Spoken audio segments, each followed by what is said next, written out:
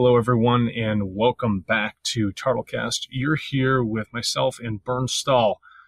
And I was explaining to Bernd before the call, I really didn't even know that there was such a debate in the field of information systems that carries over into something called critical intention and critical theory that has such a grand social, economic, philosophical effect on how we actually choose to live as human beings interact with technology. And so with that, Bernd, thank you very much for coming on here to, talk about that on Turtlecast. I appreciate it. Thank you for the invitation. So, Bernd, can we talk a little bit about your book here? First of all, you've coined this as one of the first books in the field to subsequently define critical research, critical theory, critical aspects of information systems. Can you tell me a little bit about that? And you spent a good body of time dealing with definitions itself to help round out the ideas so that it was more encompassing and not so much of as a finality of what is going on, but you understand that words have an evolution. Can you talk to me about that? Yeah, sure. So critical theory is quite well established in academia, but it may not be quite as well known outside of academia. It has different roots, so much of it comes from philosophy. So there's a strong root in the German philosopher Immanuel Kant. There's also a lot of work that draws directly from Marx and Marxism. And over the years, it's evolved and changed. So at the moment in Europe, certainly critical theory is very strongly associated with a particular body of work, which is often called the Frankfurt School. So this is a bunch of scholars who came together in Frankfurt, the University of Frankfurt, prior to the Nazis taking power, and then they had to leave Germany, and then some of them came back after the war. So they developed a strong discourse. And it's all about reflecting on how we live in our world, how we can make sure that the world we live in is one in which people can be emancipated, can live lives to their the best of their abilities, to live up to their potential. So that's sort of the short idea behind it. And so you say emancipation here, okay? And we're analyzing systems, political systems, state systems, whatever it might be, technological systems. When people originally looked to information systems, they looked at it from a management and an economic standpoint. And when you think about that, it's that profit-driven approach, right? How do we efficiently create systems that help us afford more profits? But the thought was that through the good that was being created in an economic, financial sense for a corporation, that would then translate over to society as a whole for their good. But what we're seeing is that that's not actually occurring. And you discussed, emancipation. And I know that you had highlighted in part one with theory that when you have the idea of emancipating someone, which is different from empowering, that it requires an ethical intention. And that ethical intention could be a great attempt to emancipate these people, but at the same time, how do you know you're not actually doing harm? So can you talk a little bit about the transition from the management sense over to what's going on in the emancipation sense? Yes.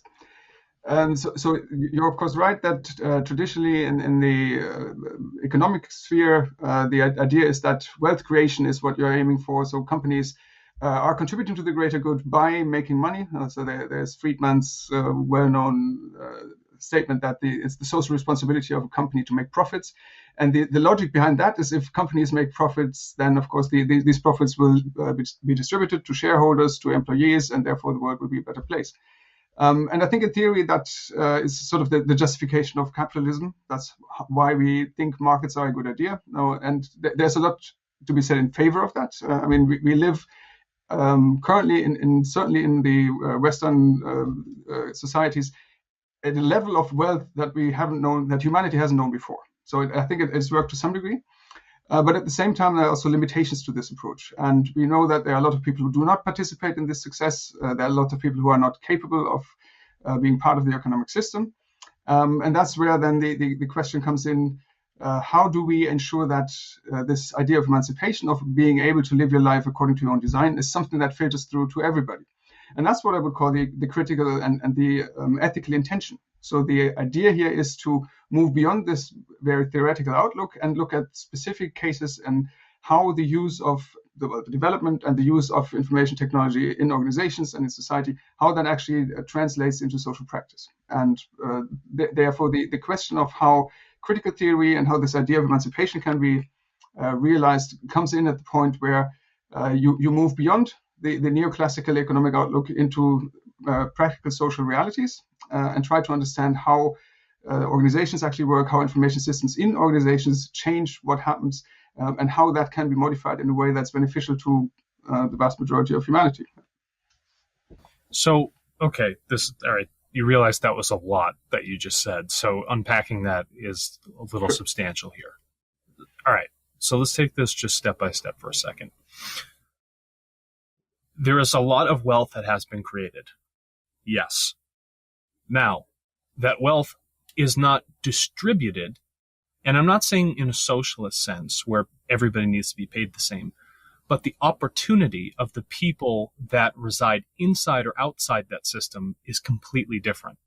So the ones that reside in it, that can actually garner those opportunities, can actually act as a part of that wealth creation.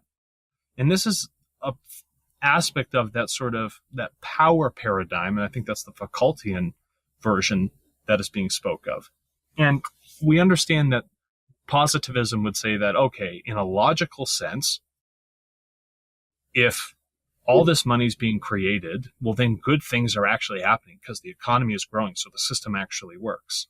But that's from the observed, defined view of the people that it's actually working for. So don't you think information systems have to account for the individuals that sit outside of the system that lack the opportunity to have discourse, discussion over this subject, over the system itself, and how they can involve themselves with it, thus affording them some function of power within the information system to create opportunities for themselves? Is that what we're getting at? Yeah, absolutely. I would fully agree with that. I guess the question is whether and how that can be achieved. Right? So there are the pessimists who say that in the current socioeconomic system that we live in, it's not going to happen. It's based on alienation, exploitation, and we'll always have people by definition, by the logic of the system, that are simply outside. And if that's the position you take, then really the only solution would be to have a radical change, have a revolution, and build things from scratch again. There is a slightly less radical position which says, well, we know that the world isn't perfect and there are lots of things that can be improved. So let's think about how that can be done and use information systems, but they are only just one example in the much bigger socioeconomic system, to explore how we can bring more people in, how we can spread the wealth more broadly, how we can spread the power, the voice to those people who are currently disenfranchised. And yeah, it's a bit of a fundamental position whether you think the current system can be moved in a direction that is more beneficial, or whether you think we need to start anew from scratch. So then let me ask you then, in moving towards a direction that is beneficial for who? And who's the one defining the benefit? So we've seen throughout history that states have decided that something is best. We've seen it with, certain nationalistic places down in South America. We've seen it with dictators in North Korea. We've seen it in the 40s with, Nazi culture. People will define things to say that this is best for you. Now, where is the inversion that you see where the individual who is a part of this collective society that actually drives the information system, because technology and the systems itself require human interaction? Where is it where they have had the chance within their own dialogue to say, this is what works best for me? And are you saying that the difficulty is the fact that you have so many people, it becomes almost an impossible task to bring them all into that very democratized discussion to then define their own benchmarks for what's best and then look at the collective rather than someone define what's best for the collective just from, a position of state power? Yeah. Well, I think the general answer that modern societies would give to this is that democracy is the place where people can express their own views and define their own sphere of action. Now, of course, that's somewhat idealistic, and we know that doesn't work for everybody, which is why I use the term emancipation as a placeholder that people can fill with their own view of what it means for them to be emancipated. So your view of emancipation is very likely to be very different from mine. So what I think my potential is and how I want to live my life is not something that I could generalize. Therefore, I think the idea behind critical theory is to allow people to have the space in which they can flourish, in which they can fulfill their potential, without telling them what that is and how that's supposed to be done. And that's where individual liberty is important, which also now generally is accepted in democratic societies, that everybody should have the greatest amount of liberty, which is compatible with the same liberty of everybody else. I mean, that's sort of the principle of the democratic constitution. And how that then is realized is a completely different question. But I think the principle should be that everybody should be able to participate in these societal debates, and then they should be able to benefit from the outcomes of those by having this space in which they can define what they think they want to do with their lives. And so within that space, don't you think that sometimes people who are in positions of power will really try and define with what intention they have, and that's typically to preserve their power or to preserve their capital, and you even see that in legal structures and policy, that I want these people to be a part of the system itself, but I want the system to work specifically for me. And I know that when you have an intention of money, for instance, a capitalistic society, you had stated in your book that capitalist work structures not only enslave and alienate laborers, but also systematically take away their ability to develop and prosper. So I see a little bit of a dichotomy here. Capitalism wants to go one way with its evolution, right? But it needs the labor of human beings to drive that. But on the other side, human beings are spending all their time facilitating this system to evolve, but they're lacking the evolution within themselves, because the system is not designed to actually help them evolve to whatever and is this the German word, their zeal? So for them to get to that point of focus, that point of evolution, and even for the way Kant had described it, is, you have to have the motivations that drive you to go do something. So a capitalist motivation is make more money. But what happens in the reflexivity, if I'm saying that correct, where someone can take an introspective look on themselves and their system to say that it is logically working well for capitalism, but it doesn't logically work well for human beings. Have you seen any points historically in the past through your work where we have examples where people have recognized something like that and then taking the turn back to themselves to say, we want to begin to evolve ourselves rather than a state or a management power? Well, I think you can probably observe that in any hierarchical system at any time. And so you have resistance to power wherever you go. And that's maybe more the Foucauldian view of the world. So wherever there is power that is exerted, and of course you're right. You have people who try to make other people do stuff according to their own design. They're not particularly interested in what the consequences for those people who are at the receiving end would be. So you have power. Yes, power exists, power structures exist. But wherever you have power, you also have resistance. People can try to evade it, can try to openly resist it. So I don't think it's ever as linear or as straightforward as it may look from the outside. I observe this certainly in the organizations that I've been working in the past, and that includes universities, but it also includes the armed forces. It's never just a one-way street. The other point where you brought in this, the capitalist system, I think is, while we are part of the capitalist system, all of us individually, and we can't, or very only under extreme costs can extract ourselves from it, we're also not just that. We're always more. Right? So I realized that even though as a professor in a university, I am part of the big machine and I'm a small cog in it that partly runs on money and have to bring in money, and that there are incentive structures that make me do that. Yes, that's all there, but I'm also in the position that I can think about this. I can critically reflect on that, and I can say, yes, I like this or I don't like this, and I want to change this, and I can draw boundaries around it.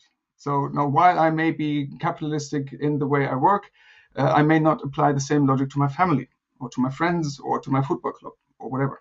Right? So I think we do live across various different social systems, and at the moment in Western societies, capitalism is very strong, and there does not seem to be an alternative to it. But we also need to see that that is a historical abnormality. Now, capitalism is a relatively recent invention. Societies in human history have typically looked differently. And they may, and I think probably will, look different again 200 years from now. So I don't think we should accept that that's the only way to think about the world. And that's partly also where I think critical theory is interesting, in that it tries to open up different perspectives, different ways of thinking about it, and maybe thereby creating alternatives. I think that's really, it's very sharp. And when you talk about reflexivity, that introspection about what I thought my system was working for me or what I think is right, having that level of self-awareness, you know, a company having self-awareness is one thing. A state having self-awareness and introspection is another. But then trying to build self-awareness within individuals to have that sort of that internal look, that's a big challenge. And then for that also requires that you take on the responsibility to say that I have choice in this world.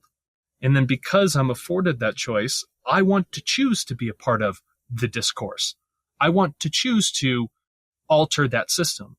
And when it boils down for me, you know, when I was reading your work and the way we run Turtle, our marketplace, is that we afford people that choice. We have given you a tool, an information system, and you can choose to be a part of it. There's no barrier to entry. And then from that, you can choose to emancipate yourself as much as you want with that tool. And then through that choice, it's beneficial to both parties that begin to interact. But you, as a human being or a company that wants to be a part of it, have to take on the responsibility. And that responsibility is saying, I want something more for myself. And if we can find that sort of zeal or evolutionary point where we look at our morals, we look at our ethics, and we can accept that we are all human beings, and we can focus on an end goal that we want to work better and understand better each other as a collective, then I think, you know, in that sense, that's where we had stepped in with our marketplace, is that this information system is saying, how do we evolve as human beings when you have multiple different types of systems that all have different priorities, different incentive structures, different power structures, but we can come together on not a hierarchical playing field, but a very horizontal one, where we look at it as like, here's the element, human beings drive all systems. So let's talk about the interaction, the sharing of truth from one individual, party A, to party B. And I know this is more of the Haberman approach, which is the ideal conversation. Is what? Can you correct me on that? What's it called? The ideal speech situation. The ideal speech situation is that everybody is absolutely truthful. But what we've seen is that, you know, in news corporations or states, is that they are defining the truth. They are saying that this is just what the truth is and that we have to accept it. And then even further beyond that, they like to make the stance that because they're writing the definition, you have to believe it because they're the ones with all the information and the power within that spectrum deciding for you what's best in your life. So that whole power, that power paradigm is completely out of whack. So what we wanted to do was just level that out, accept the fact that everybody has different intentions, different ideals, right? And they all have different theories. But how do we come together to better understand each other at a very critical base of human understanding so that we can actually evolve our systems and humans at the same time? That was generally our thought around that. Yeah. I mean, so what you've just done is you've given a very nice justification of marketplaces, right? And thereby a justification of capitalism. So in an ideal world, that's how markets work. You have participants who have a balance of information. They can talk to each other. They can understand each other's preferences. They make exchanges that are to mutual beneficence. So that's quite, and that's really that's why we think markets are justifiable and are justified. You've also pointed out that in practice rarely works. Right? There is no market that has those the complete transparency where the market participants actually know all the relevant factors and where they are able to exchange in a non-prejudicial way. Now, the other side, so the power part of it, ability to define what's true and thereby exert power. That's a classical Foucauldian point, right? Truth equals power, and if you can define the truth, which traditionally it used to be academia who defined what's true, and is now that power is contested and remains contested. But if you have the power to say what's true, then you have not just the truth power, but you actually have also political power. And you see that play out in politics very prominently these days. Now, to answer the question of how can we deal with that, how can we come to a point where there is a more equitable possibility for exchange, which allows people to say what they want to say and be heard. Now, that's where this Habermasian ideal speech situation comes in. And he's been heavily criticized for that. So there are lots of scholars who say it just doesn't exist. It's wrong to assume that this could ever be the case, because we know that people are unequal. People have different ways of being able to communicate. Not everybody is sincere and willing to communicate. And the counterpoint that I would make, and I think Habermas might make, is that this is a condition of the possibility of communication. So rather than say this is how people really are, we have to assume that they are willing to and able to say the truth, mean what they say, be authentic, even though we know in fact that that's not always the case, and often it's not the case.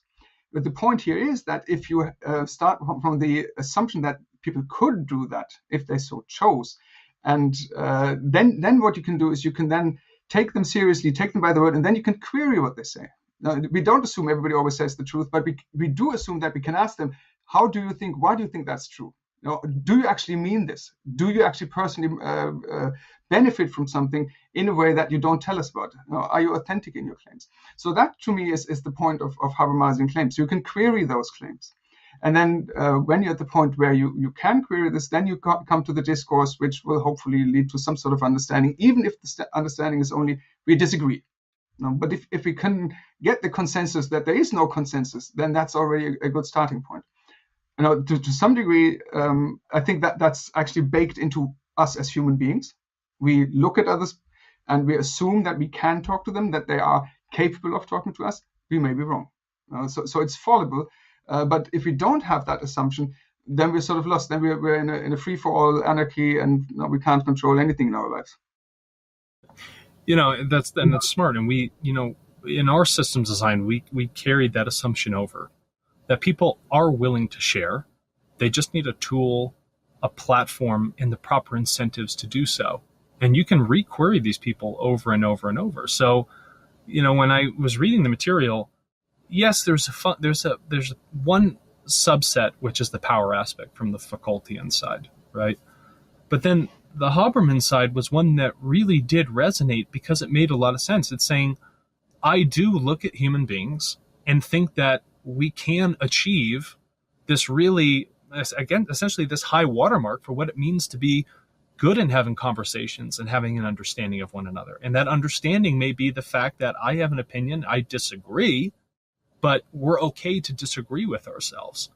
And I think that's where we will end up going in the future. And I think that information systems will help drive that understanding. And as the world becomes more flat and more people become connected and they adopt tools like the one we've created in the Turtle Marketplace, it will afford them to query each other and understand and create economic empowerment, and then begin to emancipate themselves with understanding and knowledge after that fact. And I just feel that fundamentally, and this is my personal view, that responsibility and self-awareness are a lot of those key drivers that drive those systems. And my hope is that going forward into the future, when we use information systems, we don't use them for, state control. For instance, if you look at China wants to watch everybody all the time. They want every single piece of data so that system can then profile you, control you, and then essentially manage your life. And then at that time, when something like that happens, it takes the responsibility off of the individual, and then the state then determines what your choices are. So much like a religion, you would just look to this higher figure to tell you what you need to do, and your world becomes very black and white. And then learning goes away. When someone else is in control telling you what to believe and what to know, there's nothing else for you to test. So I think that actually hinders human evolution. So if we can afford information systems to help drive people's choice, self-awareness, reflexivity, right, and responsibility, that will actually help them evolve. And then because of their own evolution, will help then evolve our current information systems to a better state that are truly more beneficial for the human being as an individual, and then secondly, as the collective. Yeah. Well, I guess that's the hope. I mean, coming back to Habermas's position, he was very, I guess he still is, very critical of markets. Now, he would say that this idea of communicative action, so this is where those discourses, the free discourses between equals take place, are actually very different from what happens in markets. And partly because markets are actually there to avoid us having to have those discourses. Now, so if I go onto an electronic marketplace, or if I go to eBay, I don't need to know who's behind it. I don't need to care whether they are nice to their children or whether they are democratic or not. I have none of those queries. I just want to know what I get for which price, when it's going to be there, and that's it. So it's sort of the opposite of discursive action. That doesn't mean that technology couldn't be used for such purposes, and it has been used. And there are lots of examples where people try to do this and try to help people to achieve their potential. But that's certainly not necessarily the case for information systems.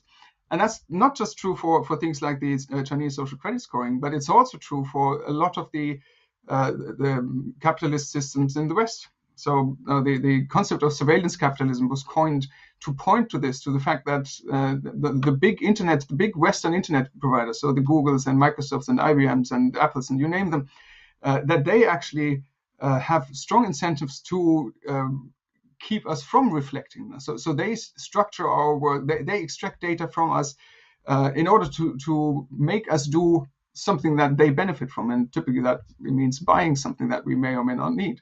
Right? So I think the potential for giving people freedom or reducing their freedom is there in any type of technology across different types of political systems, even though it may look very different in different systems.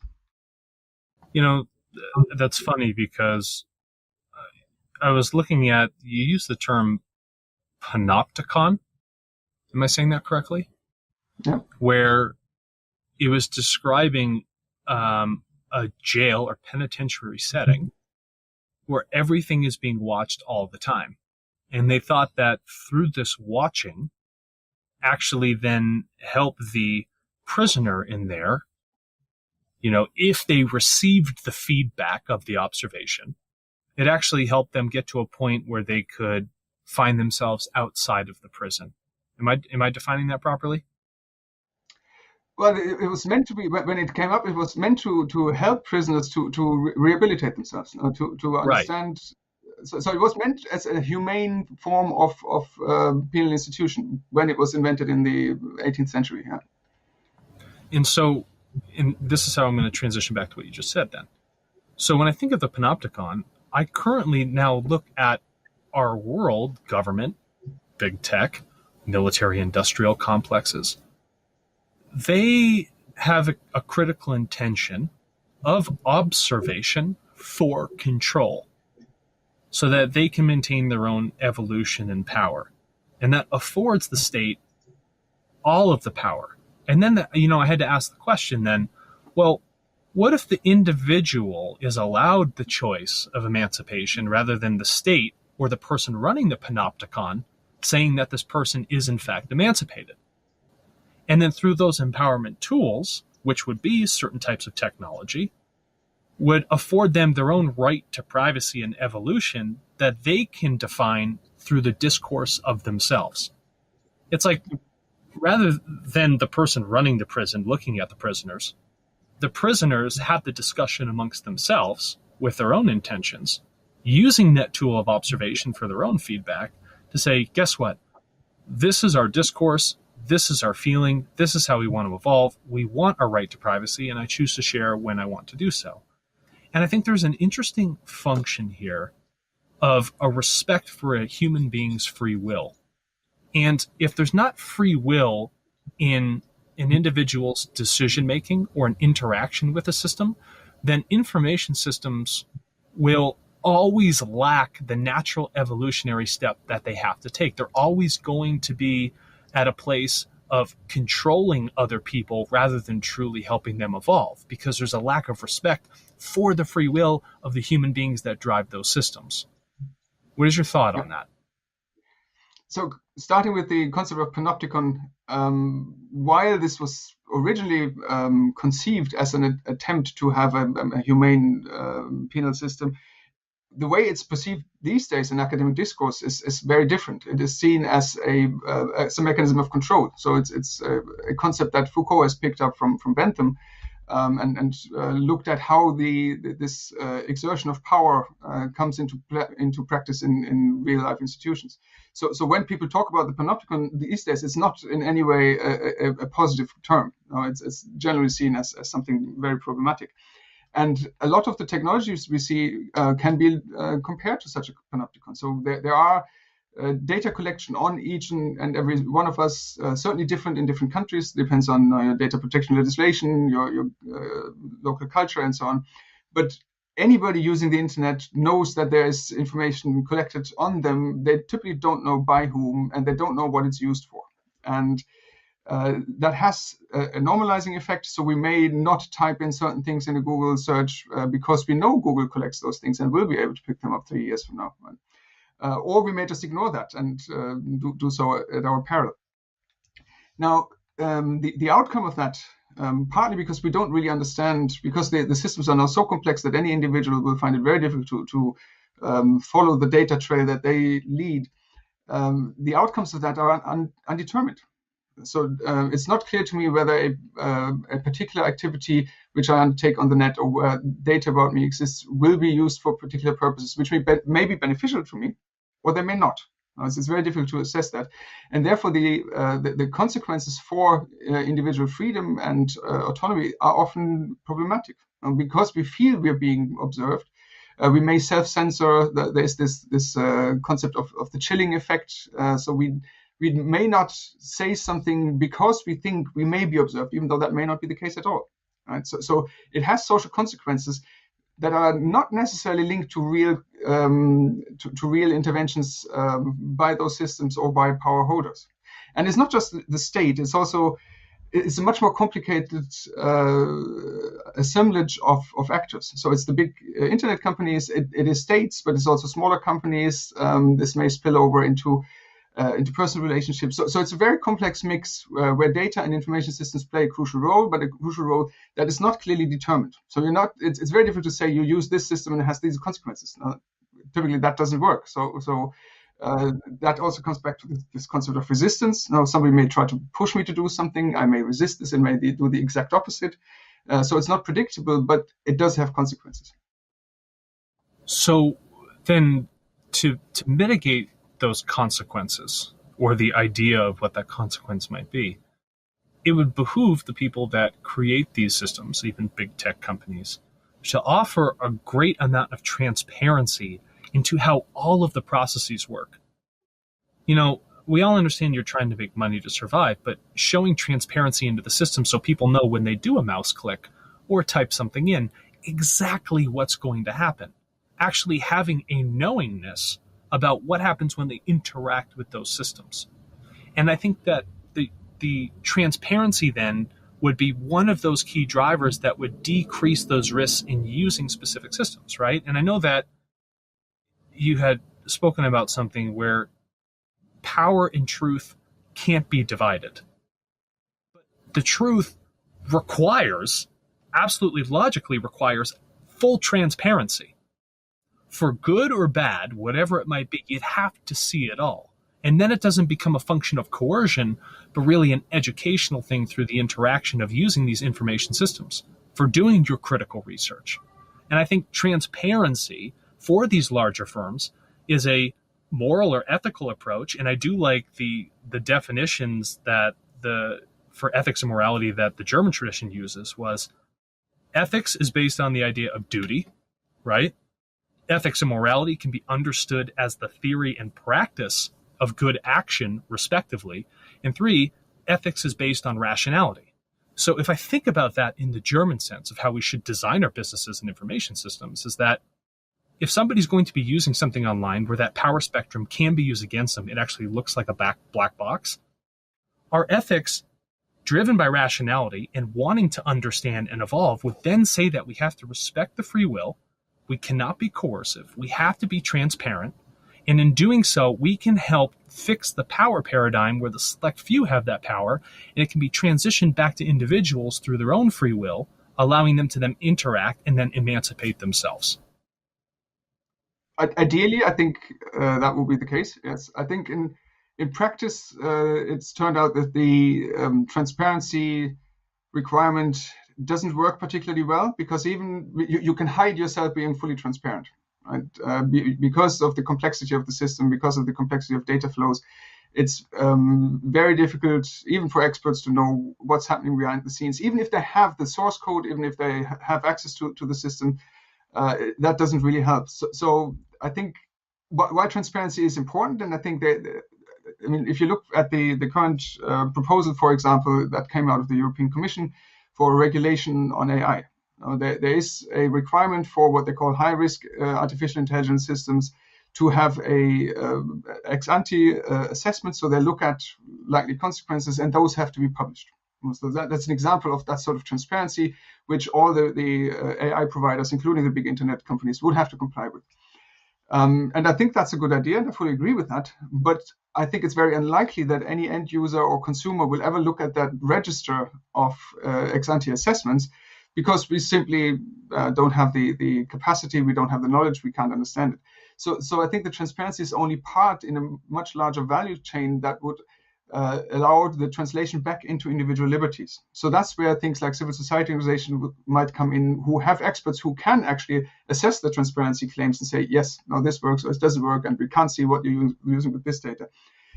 It also, I think, has a lot to do with individual protections, things like consumer protections. So when I go to a shop and buy a piece of meat or a toy, I assume that it's not poisonous, it's not going to kill my children, right? So we have sort of a baseline assumption that what we are given through marketplaces have undergone a certain level of quality control. And I think a similar logic should be applied to information systems as well. So now, if I use a system, I should have a baseline assumption that certain types of data will not be collected, will not be misused, and it doesn't require me to consent or opt in. That should just be the norm. And I think that's an important role that I think only the state can play. This is not something that an individual can play. This is not something you can leave to the individual consumer. That requires regulation. So I think many different things have to play together. This is an ecosystem that includes technology, that includes regulation, that includes civil society actors, and only together will they come to a place where we can benefit from information systems rather than be disadvantaged by them.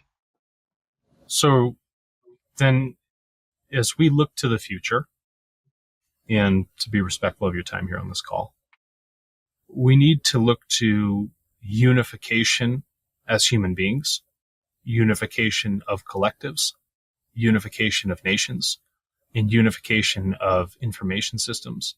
That will be the platform, if we have that sort of evolutionary focus, that would actually solve a lot of these kind of underlying issues that we've currently found. Is unity the answer for that? Unity in what way? Well, unity in mind, unity in understanding of others, unity in saying that I can disagree, unity in the fact that we are in a closed system being on this planet. That's what I'm talking about with unity. Unity in saying that systems really shouldn't be separate. They need to interlink, much like a forest does, right? From the different mushroom species and fungi all the way up to the subalpine firs. There's great differences in characteristics, but in order for them to work efficiently for the benefit of their longevity in life, requires a unifying approach of many of their systems, which are mutually exclusive, but also interdependent of one another. Yeah. So rather than unity, I would probably use the term ecosystem as sort of a representation of the fact that there are many different players who interlink, who are dependent, who co-evolve, who learn from each other, who compete. And who all need to understand that this is a way to describe our reality, namely that we are humans who are living in a society, living in a natural environment. We are mortal. We know that everybody else is mortal. We have needs. We have desires. we are not the only ones on this planet. So this sort of awareness of the system that we find ourselves in, of the fragility of the ecosystem, is certainly important. And the use of this concept of ecosystem and application to information system, I think, can also be very fruitful and powerful, and help us understand how this system can and should and might be developed, evolve, and be used. Yeah. No, I think that's absolutely amazing. Well, Bernd, you wrote your very comprehensive book on information systems, critical perspectives. I didn't know anything like this existed. I sincerely appreciate the learning curve you gave me reading the material, and I've truly enjoyed this conversation. And to close it out, I would like to ask, is there any message you would want to leave for the listeners in 222 countries that listen to this show, to the Fortune 500 executives that listen to this, lay people, whoever it might be? Is there something you want to leave them with to afford them their own reflective thoughts? That's a tall order. I think my closing statement would be that when working with information systems, when developing them, when deploying them, when making them available, one always needs to be aware of the fact that it's never just technology, but technology is always socio-technical. It's always human beings working with and on technology. And we need to keep in mind that these human beings are there, and that we don't forget their needs, requirements, and their importance. That's really not a bad job with the tall order, my friend. So in short, if individuals wanted to go find out more about information systems, critical research theory, the Frankfurt School, Foucaultian ideas, Habermas ideas, where would they go to do something like that, or even find out more about yourself? There is actually quite a lot of material these days. You go on the internet, right? If you're interested in me, you can Google me, you find me. The discourse around critical theory and information systems is it's a very academic one, and so your Fortune 500 CEOs, unless they read academic papers, may find it relatively difficult to assess them. But you find this also in trade publications, so in things like the communications of the ACM. These are certainly thoughts that are not completely confined to academia.